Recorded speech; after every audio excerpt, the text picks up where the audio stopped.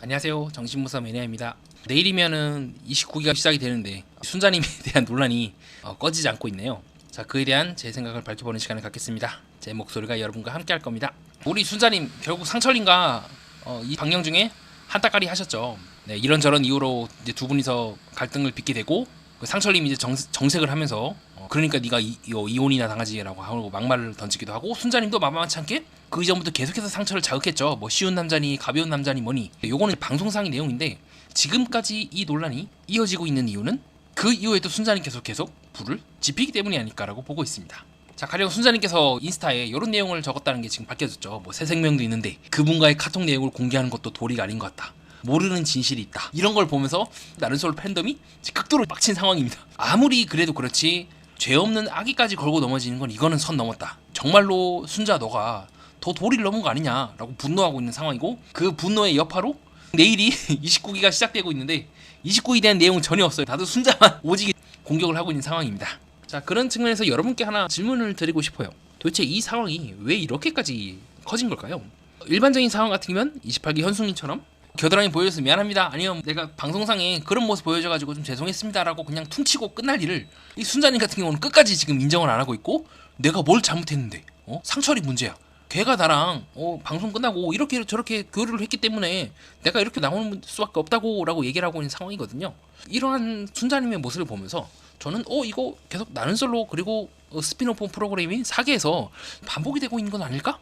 라는 생각을 해봤거든요. 자, 그래서 맨 처음에 여러분께 드린 질문, 여러분들은 이 순자님을 보면서 어떤 생각이 드냐에 대한 저의 개인적인 생각은, 우리가 이것을 구체적으로 이해하기 위해서는 바로 나는 솔로 4개 때, 그 유명한 이제 글로리즈 사태라고 지금 별명이 붙이고 있는 그때로 돌아가야 한다고 저는 보고 있습니다. 자, 그 당시에 23기 옥수님이 진짜 아주 여기 있던 24기 옥수님 비롯해서 동기였던 23기 순자, 11기 영숙, 그리고 26기 순자 등 무차별적으로 이제 먹었죠. 다구리를 먹은 상황이었고, 잘 보니까 23기 옥수는 거의 따돌리는 거 아니냐 싶을 정도로 상당히 좀 뒷담화 옆담화 앞담화를 막 시전을 했고, 그래서 이후에 라방 때에서도 끝까지 당사자에게 23기 옥수에게 사과를 하지 않는 모습을 보이거나, 아니면 26기 순자처럼 그런 일 없었다 이런 식으로 얘기를 해버린 등 상당히 좀 보는 시청자들을 불편하게 하는 일들이 일어나는데요. 자, 갑자기 제가 왜 이거를 여러분들께 소개해드렸을까요? 정신무사 매니아님, 24기 옥순하고 28기 순자, 물론 현재 인성 부분에서 많은 지금 의문을 불러일으키고 있는 행동을 했지만 공통점이 없는 거 아닙니까? 라고 하기에는 묘하게 반복되는 부분이 있습니다. 자, 다시 사기로 돌아가 볼까요? 자, 나솔 사기 때 어떻게 이제 흐름이 이어졌냐? 나는 솔로 사기에서 23기 옥순에 대해서 안 좋은 행위들이 일어났죠. 그 당사자들이 옆담화 앞담화 뒷담화를 막 시전하는 등 다구리를 매겼어요. 그 이후에 라이브 방송 때 나아갔고, 이 당사자들이 사과를 안 하고 오히려 그렇게 넘어갔단 말이죠.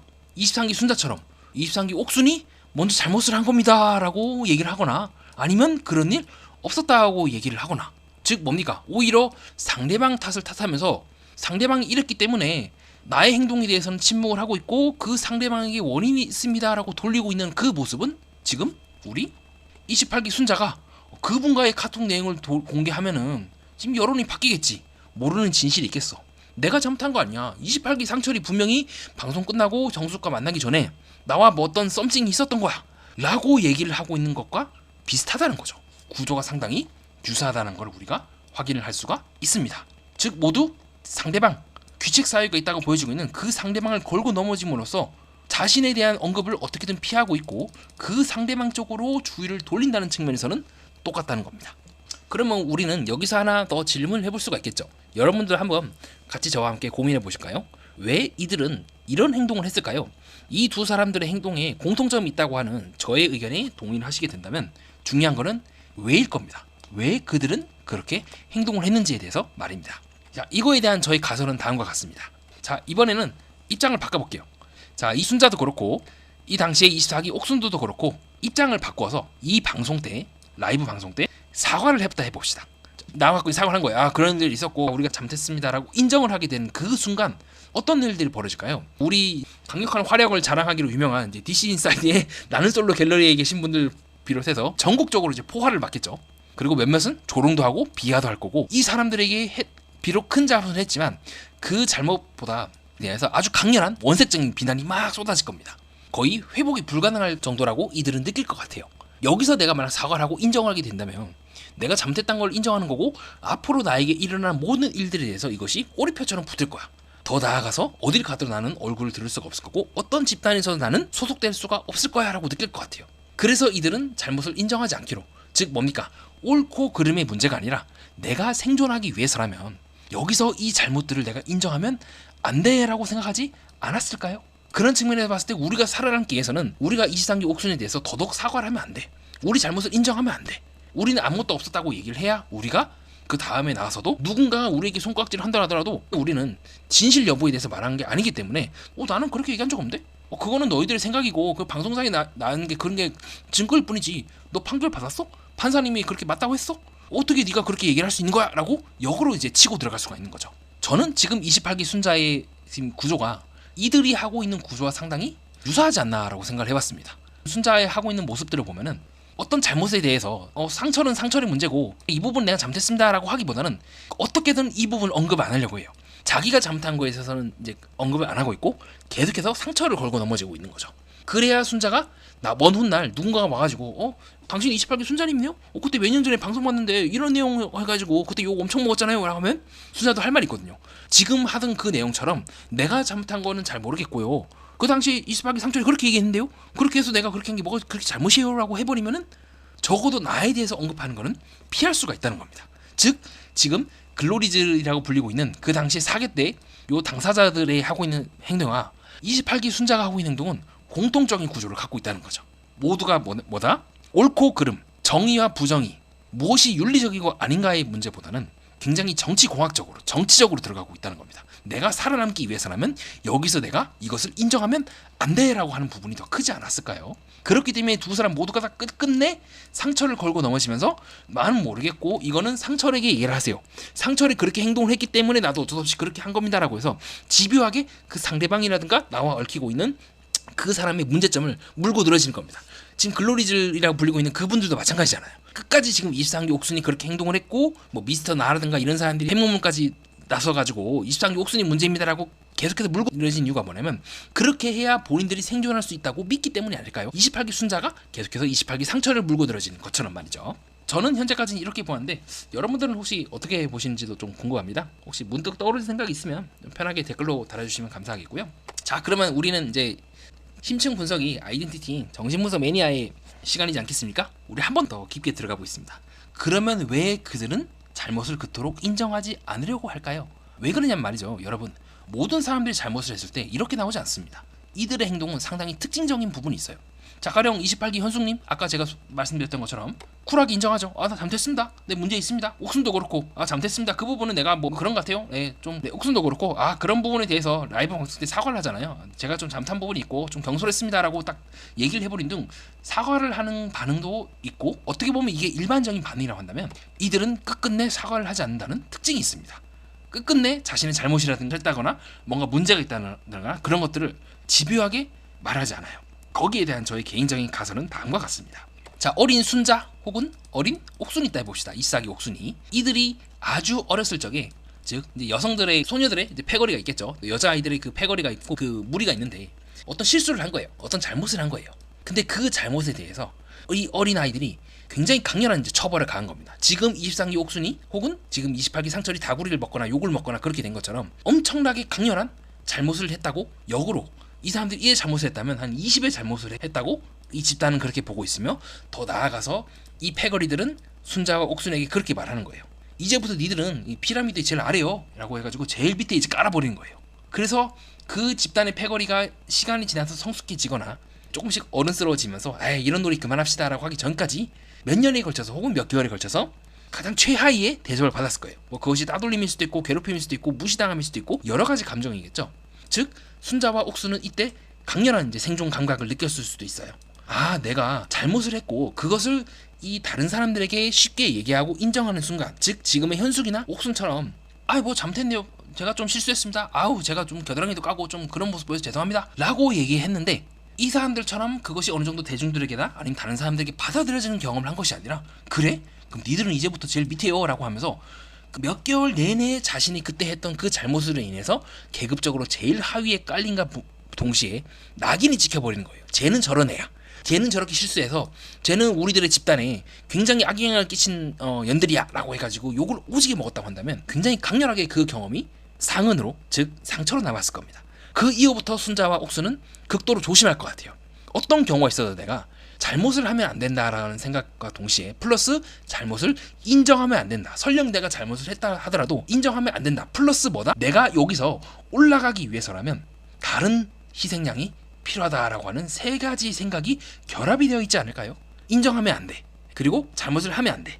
더 나아가서 내가 설령 했다 하더라도 그것을 타인에게 넘겨야, 즉 이 피라미드에 깔리는 누군가를 만들어야지 이 피라미드 세계 내에서 내가 생존할 수 있어 라고 하는 생각을 하지 않았을까라는 것이 저희 개인적인 추측이고 가설이기도 합니다. 자, 이는 웹툰 이제 피라미드 게임이고 최근에 이제 드라마화 등으로 이제 제작이었던 그 게임과 좀 유사하죠.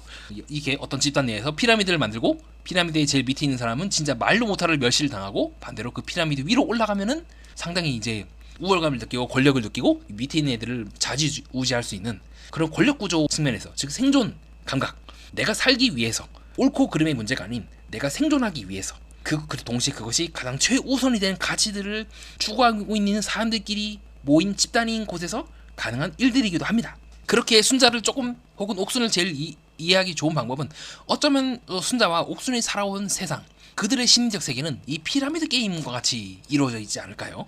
그리고 지금 자신의 잘못이나 혹은 뭐 상철과의 그런 관계 혹은 23기 옥순과의 관계로 인해서 내가 이 피라미드의 제일 밑으로 지금 깔리게 된 상황이에요. 어떻게든 내려가는 거는 막아야 되지 않겠습니까? 이때 가는 기억이 얼마나 끔찍해요. 실제로 이 웹툰도 그렇고 웹툰을 보시면 알겠지만 이 사회 최서열에 깔리는 그 순간부터 고통스럽고 생존이 어려운 것도 있지만 말로 할 수 없는 모멸감을 느끼거든요. 이 웹툰상에서 봤을 때 그 일만큼은 어떻게든 막아야 되지 않겠습니까?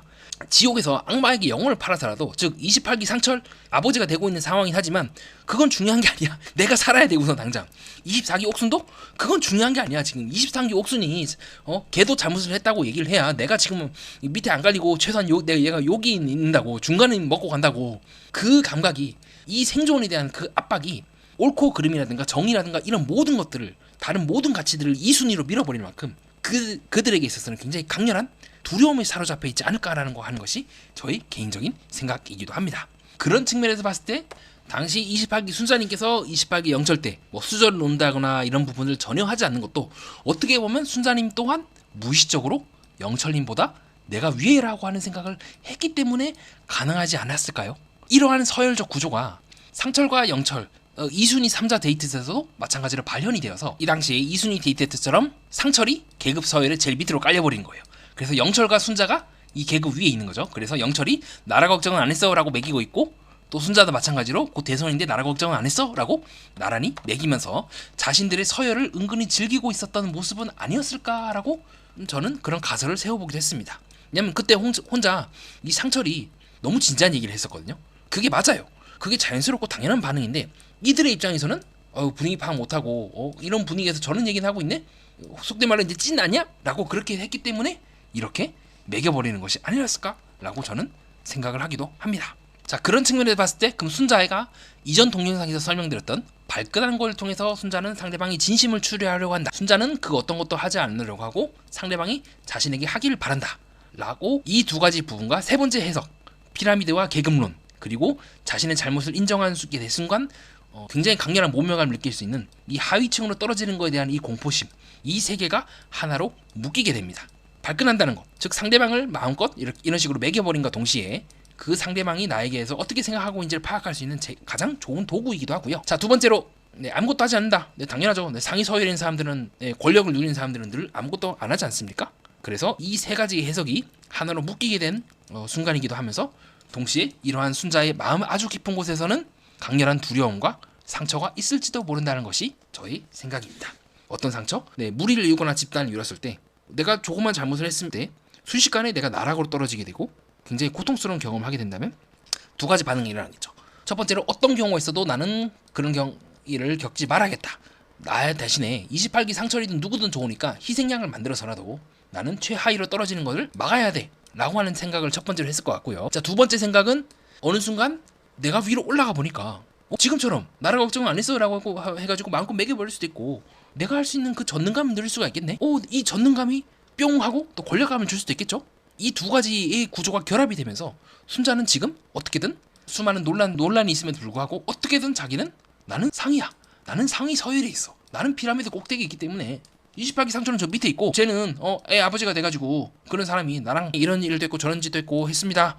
내가 진실을 나만 갖고 있을게요. 상처를 밑에 두고 또 시청자들도 밑에 두고 이렇게 내려가고 있는 것을 은연중에 막기 위하여 내려가는 그 두려움과 더 나아가서 자신이 현재 쥐고 있는 그 권력감을 계속해서 누리기 위하여 이렇게 인스타를 한다거나 시청자들을 열받게 해서라도 필사적으로 자기 자신을 방어하려고 하는 것이 아니었을까라고 하는 것이 현재 저희 생각이기도 합니다. 그렇게 순자는 이렇게 얘기할 수 있는 거예요. 다음 기수의 몰입강 아파트를 시청해주시면 즐거워질 거다. 니들 따위가 감히 니들은 저 밑에 있는 놈들이잖아. 나는 제일 위에 있고 니들 따위가 감히 다음 기수로 빨리 꺼져 임마. 별거 아닌 것들이. 그래서 은연중에 명령을 하는 거죠. 시청자들에게. 왜냐? 니들은 내보다 아래니까 라고 보는 것이 현재 저희 결론이기도 합니다.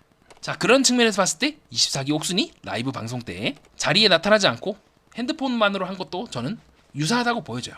정점에 있는 거예요. 이 여자들 사이에서 24기 옥순은 난 정점이고 나머지 이제 욕먹는 건 니들이 해라. 우리 정치인들이나 이런 사람들 하는 거 많이 봤죠. 정치인들은 맨날 뒤에 빠져가지고 아무것도 안 하고 밑에 있는 사람들은 나가 욕 처먹고 뭐 이거 하고 저거 하고 그러고 정말 부득이한 경우에만 끌려 나가가지고 정치인들이 고개 한번 딱 숙여주고 그 유명한 명언인 나영욱 씨 당시에 그 정책기획관 교육부에 계신 정책기획관 국장이 했던 그 발언 국민을 대대지를 보고 좀 그런 느낌이지 않을까라고 조금 저는 비판적으로 보고 있기도 합니다. 실제로 그들이 이렇게 이와 같은 마인드인지는 뭔지는 모르겠는데 전체적으로 28기 순자나 24기 옥순이 하고 있는 태도는 뭔가 사과를 한다거나 시청자들을 존중한다거나 배려하는 느낌은 안 들긴 해요. 하지만 그럼에도 불구하고 인간 대 인간으로서 왜 그들이 그렇게까지 계급이라든가 서열이라든가 자신의 생존에 집착하는가에 대해서 제 가설이 맞다고 한다면 참 안타까운 거기도 합니다. 이들 또한 살아남기 위해서 어쩔 수 없이 이렇게 끝까지 자기의 잘못이라든가 이런 부분을 인정하지 않는 거잖아요. 내가 살기 위해서 어쩔 수 없이 누군가를 나 대신 지옥에 밀어넣어야 된다면 그리고 그런 삶을 계속해서 반복해야 한다면 어떻게 보면 그것은 육체는 살아있을 수 있겠지만 정신은 죽어버린 또 다른 죽음을 이미 맞이한 건 아닐까? 좀 그렇게도 좀 생각을 해봤습니다. 그리고 세상은 물론 진짜 막말하고 저처럼 이제 말 함부로 하고 죄송합니다. 출연자분들께 다시 한번 죄송하다고 말씀드리고 싶고요. 자, 어쨌든 그런 사람들도 있지만 또 격려하고 진정으로 사과하면 또 받아주고 그런 문화도 훨씬 더 강하지 않습니까? 아까 제가 소개해드린 피라미드 게임이라든가 이런 부분은 상당히 좀 과장되어 있고 현실과는 좀 다른 구조로 이루어져 있습니다. 아직까지는 세상이 살만하다고 보는 이유기도 하고요. 네, 온갖 범죄가 터질 때마다 정말 그 범죄가 일어나지 않기 위하여 많은 사람들이 보이지 않는 곳에서 노력을 하지 않겠습니까? 또 그런 잘못된 권력 구조나 아까 제가 보여드린 나양욱 당시 정책기획관의 그런 발언들에 대해서도 이런 부분에 대해서 정화작용이 일어나지 않는다면 오히려 이런 권력자들은 이런 말을 하면서 뭐 당연한 거 아니야 라고 하고 그 어떤 처벌도 받지 않았을 거예요. 근데 실제로는 이런 정책기획관이 아주 그냥 가루가 되도록 이제 까이고 털리지 않습니까? 아직까지는 세상이 살만하고 옥수님이나 현수님처럼 당당하게 사과할 건 사과하고 다음부터는 그러지 않겠습니다라고 하게 되면 또 받아들일 수 있는 것이 현재 한국 사회의 또 밝은 면이기도 합니다. 또 나는 솔로 팬덤이 그렇게 막장인 것도 아니고 또 용기 있다 이렇게 격려하시는 분들 많지 않겠습니까? 그래서 저는 조금 시간은 많이 늦었지만 지금이라도 상대방이 문제를 따지는 것이 아니라 내가 잘못한 부분에 대해서는 깔끔하게 인정을 하고 지금까지와는 좀 다른 방식으로 세상을 바라보는 것도 괜찮지 않을까? 24기 옥순과 28기 순자님을 보면서 그렇게 느꼈던 것 같아요. 상철이 잘못한 거는 그건 상철의 문제인 거지 그 상철의 잘못을 했다고 해서 순자님의 잘못이 없어지는 건 아니지 않습니까? 이 두 개를 엮는 것 자체가 조금 저는 좀 거시겠다고 느꼈고요. 또 그렇게 해서 이제 나는 솔로 28기도 방영이 끝난 상황에서 또 나는 솔로 4개도 방송이 끝난 상황에서 이 두 분이 진심 어린 사과를 하거나 인정을 하게 된다면 또 나는 솔로 팬덤이나 시청자분들도 어느 정도는 좀 받아들여줬으면 하는 바람도 개인적으로는 있기도 합니다. 근데 아직은 당장은 두 분이 뭔가 바뀔 기색은 없어 보이긴 합니다. 저도 보면서 좀 마음이 복잡하네요. 이렇게까지 일이 커졌어야 됐나? 라고 하는 생각이 좀 많이 들기도 하고요. 예술 작품을 좀 하나 간략하게 소개해드리려고 합니다. 자, 한의도 선생님이라고 상당히 젊은 미술 선생님인데요. 이 한의도 선생님의 작품을 보면 신체가 이런 식으로 막 갈라지고 상당히 기형적으로 뒤틀려 있죠. 그 선생님의 그 소개글을 보면 이제 자신의 자화상이라고 하기도 하는데, 자, 이번 순자님과 그 옥수님과의 관련성에서 따져볼 게 뭐냐면 바로 모든 선생님들의 작품에서 시선은 그 바라보고 있는 우리 자신을 응시하고 있다는 겁니다. 네, 지금처럼요. 실제로 이 사람들이 권투를 하고 있지만 바라보고 있는 우리 자신을 이제 바라보고 있죠. 저는 이것을 하나의 응시라고 생각을 합니다. 다양한 선생님의 마음속에 있는 여러 가지 등장인물들은 선생님의 일부분이기도 하지만 동시에 자신이 뭘 하고 있는지 내가 어떤 존재인지를 생생하게 증명해준다는 측면에서 우리 자신을 바라보고 있죠. 네, 지금도 마찬가지로 모든 등장인물들은 하나같이 신체적으로는 다양하고 이질적이며 변형되어 있을지 모르지만 집요하게 그 바라보고 있는 나를 응시하고 있기도 합니다. 즉 뒤틀려 있거나 이런 식으로 기형적이고 망가져 있을 수도 있으며 좀 다른 모습이기도 한 정말 풍뎅이 복화술이라는 그 표현에서처럼 이러한 우리 자신의 자아 모습, 일그러지고 뒤틀어진 이 자아의 모습은 우리 자신과 그렇게 다르지 않을 거예요. 그래서 상당히 젊은 선생님이지만 굉장히 예리하게 좀 천재적인 집요하게 자기 자신의 밝은 면과 어두운 면을 아우르면서 조명하려 한다는 점에서 자기 자신들을 집요하게 보려고 하지 않고 타인에게 어떤 책임이나 죄를 전가하려고 하는 이 두 사람과 대비된 것은 아닐까라는 측면에서 한희도 선생님의 작품을 잠깐 소개해드렸습니다. 자, 그렇게 해서 두 분의 공통점에 대한 왜 공통점이 있는지, 또 이분들이 어떤 구조를 갖고 그 당시에 사태들을 일으켰는지, 그리고 이들의 마음속에 무의식적으로 감정이 있는지, 그것이 두려움일 수도 있고 공포일 수도 있고 생존 감각일 수도 있고, 자, 그렇게 다양하게 얘기해보는 시간을 가졌던 것 같습니다. 이상 동영상을 마치겠습니다. 자, 깊은 호기심과 따뜻한 궁금함으로 기다려주세요. 다음 동영상은 좀 더 여러분들께 재미있고 유익하고 편안한 내용으로 찾아뵙겠습니다. 이상 정신분석 매니아였습니다.